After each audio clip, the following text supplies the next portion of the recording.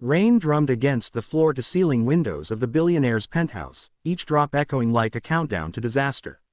Adrian Vale sat before his array of darkened screens, his reflection fractured across the lifeless monitors. Just 12 hours ago, he had been the most powerful man in tech, creator of ValeNet, the world's largest cybersecurity firm. Now, he was nothing. His accounts were frozen, his company servers locked, his name trending worldwide with the word, ruined. He had built firewalls that couldn't be breached by governments, but tonight, someone had walked through his digital fortress as if it were made of glass. His private codes, research data, even the personal AI system he'd designed, gone. Every message on social media called him a fraud. Every journalist wanted a statement. His investors wanted answers. His enemies celebrated. He hadn't eaten since morning. His phone buzzed again. Calls from his lawyer, his CFO, and the board of directors. He ignored them all. Then, the intercom chimed. Pizza delivery for Mr. Vale. He blinked, confused. He hadn't ordered food, but hunger gnawed at him, and he needed any distraction from the silence that had swallowed his empire. When he opened the door, a girl stood there in a soaked red jacket, holding a pizza box and a small portable speaker slung over her shoulder. Her name tag read Lena. Her eyes, sharp and curious, darted past him into the dim apartment. I didn't order that, Adrian said, rubbing his temple. Maybe not, she said with a half smile, but the guy at the shop said it was prepaid, large pepperoni, extra cheese. Lucky you. He hesitated. I don't take freebies. She shrugged. Then consider it a rescue mission. You look like you haven't eaten in days. For a moment, Adrian almost told her to leave. But something about her tone, firm, fearless, cut through the exhaustion. He stepped aside. Fine, come in. Just don't touch anything. The penthouse looked less like a home and more like a crashed command center. Coffee cups littered the floor, wires tangled across the desk, screens frozen with red text, access denied. Lena whistled. Yikes. Someone had a bad day at the office. Adrian frowned. You wouldn't understand. She set the pizza down, folded her arms, and nodded toward the screens. Try me. He gave a dry laugh. You deliver pizzas. I run a billion-dollar tech company. Correction, she said, ran one. And judging by those screens, someone just owned you. Adrian froze. What did you just say? I said whoever did this knew your system better than you did, she replied, stepping closer. I can tell from the patterns on your lockout screens, those are recursive code strings. Smart move if you want to paralyze someone's recovery system. Old school but efficient. Adrian stared. You recognize recursive strings. Lena smirked. I study computer science when I'm not delivering pizzas to billionaires who think they're untouchable.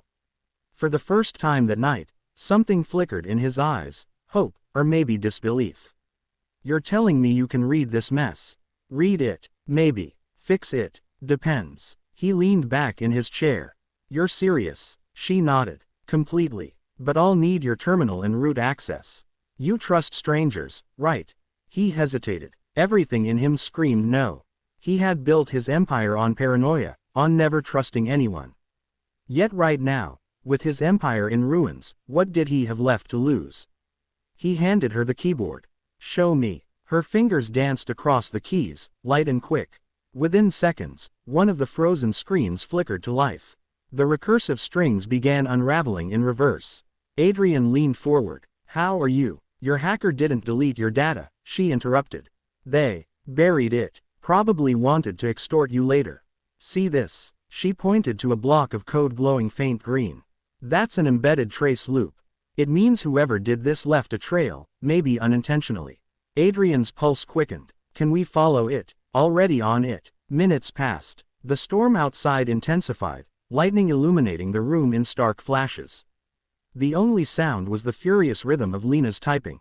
Got a location ping, she said finally. Encrypted through a proxy in Singapore, but the origin's much closer. Looks like, she frowned. Your own R&D branch. Adrian's stomach dropped. That's impossible. My people. She cut him off. Someone inside did this. Someone who knows your system architecture.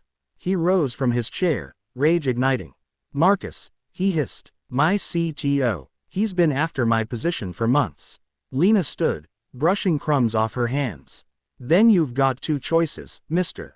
Vale. Sit here crying about betrayal, or fight back. Adrian looked at her, the drenched pizza girl who somehow knew more about his network than half his team, and felt something shift inside him. You in? He asked quietly. She grinned. I thought you'd never ask. They spent the next 2 hours rewriting code, bypassing lockouts, and tracing digital signatures. Lena's unconventional method stunned him. She used logic paths no professional would ever consider, breaking security with the same intuition a musician breaks rhythm.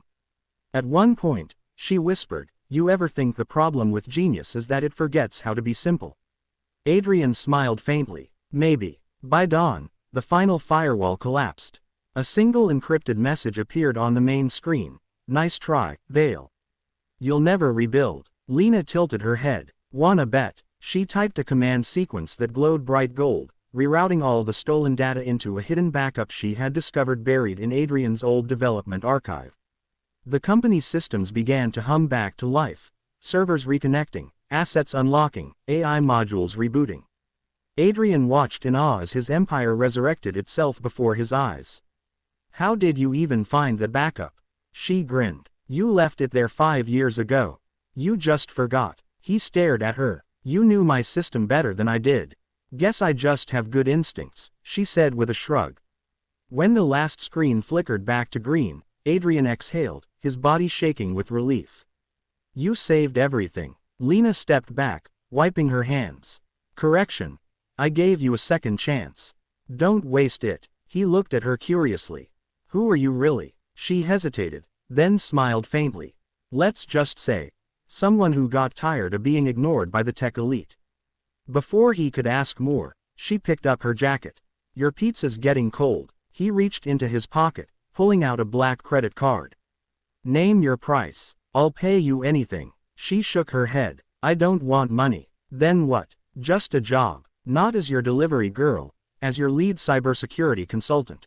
He laughed, a sound half in disbelief, half admiration.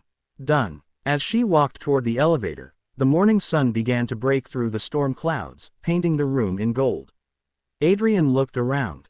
The chaos, the screens, the lingering smell of pizza, and realized that the girl who had walked in as a stranger had just rebuilt not only his company but also the one thing he'd lost long before the hack: faith in people. He called after her just before the elevator doors closed.